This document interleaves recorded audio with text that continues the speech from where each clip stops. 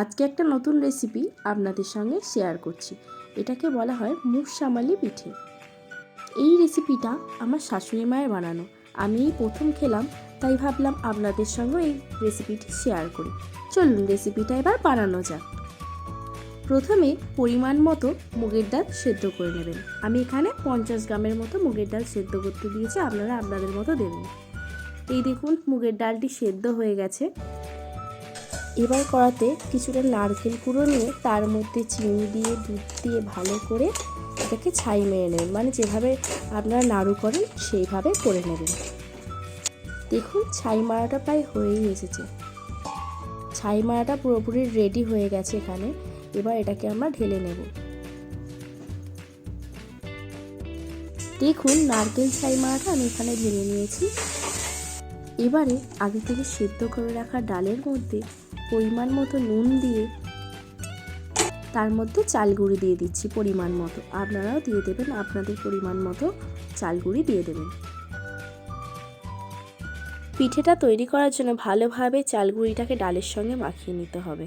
মানে ভালোভাবে পিঠে করতে গেলে যেভাবে করতে হয় আতালটা সেইভাবে শক্তভাবে মাখিয়ে নিতে হবে। মা এবারে সুন্দর করে চাল গুঁড়ির আতালটাকে হাত দিয়ে মাখিয়ে নিচ্ছে। দেখুন এইভাবে সুন্দর করে মাখিয়ে নেবেন আপনারা। মা মোটামুটি সুন্দরভাবে চাল গুঁড়ির আতালটা মাখিয়ে নিয়েছে। এবার এটি পিঠে করার জন্য খুব সুন্দরভাবে রেডি হয়ে গেছে। দেখুন কি সুন্দরভাবে মা মাখিয়ে নিয়েছে, আপনারাও এইভাবে মাখিয়ে নেবেন। মা এবারে পিঠেগুলোর মধ্যে ভালোভাবে নারকেলের পুরটা দিয়ে পিঠেটা তৈরি করে নিচ্ছে। মা এইভাবে একটা একটা করে প্রতিটা পিঠের ভেতর নারকেলের পুরটি পুড়ে নিচ্ছে।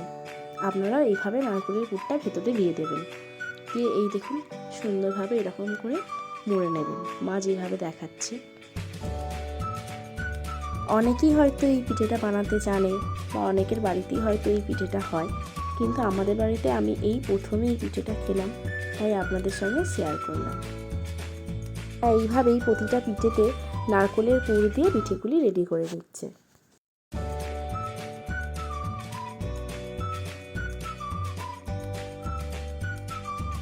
মায়ের একটা একটা করে প্রতিটা পিঠেই রেডি করা হয়ে গেছে। এবার এগুলোকে মা ভেজে নেবে। এবার তেলটি ভালোভাবে গরম হয়ে আসছে, ওর মধ্যে পিঠেগুলোকে ছেড়ে দেবেন। আস্তে আস্তে পিঠেগুলো তেলের মধ্যে ছেড়ে দেবেন। একটু হালকা লালচে লালচে হয়ে গেলে পিঠেগুলোকে নামিয়ে নেবেন। দেখুন পিঠেগুলো ভাজা হয়ে গেছে, এবার এগুলোকে তুলে নিচ্ছি।